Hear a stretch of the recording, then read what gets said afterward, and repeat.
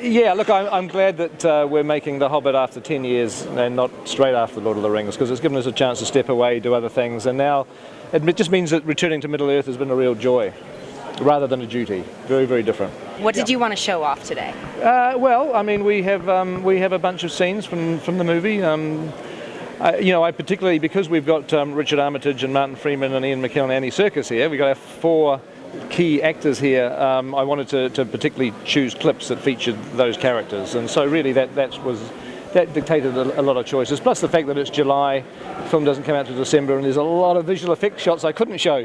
So we're just we've taken the material that we have available, where the visual effects are finished, and we put a nice little reel together. You're such disappointment when we heard that Guillermo was stepping away, such relief when we heard that you were stepping back in. How much do these Hobbit films resemble what you and Guillermo worked on together, and how much changed a little bit once you took the reins back over again?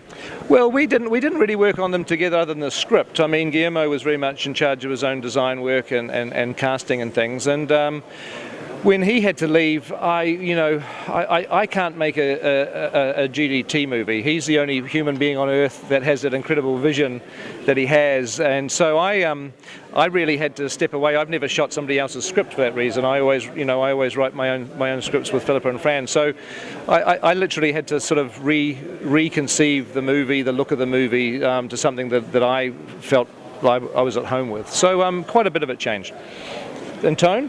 Well, because we were able to use the appendices from The Lord of the Rings, which is like notes that Tolkien wrote, 125 pages of notes that Tolkien wrote about expanding The Hobbit, that he never actually published an expanded Hobbit, but all these notes were published in the Return of the King appendices at the back of that book. And that tone of that material is a bit more similar to Lord of the Rings. And so we've combined the whimsical, charming sort of fairy tale aspect of The Hobbit with the rather more serious material from the appendices, and created a kind of a hybrid of the two.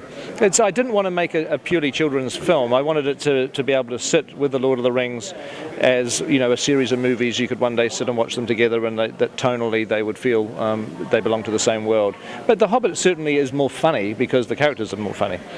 There's not so much the future of the world isn't quite at stake as it is in Lord of the Rings. So it gives you options for more fun.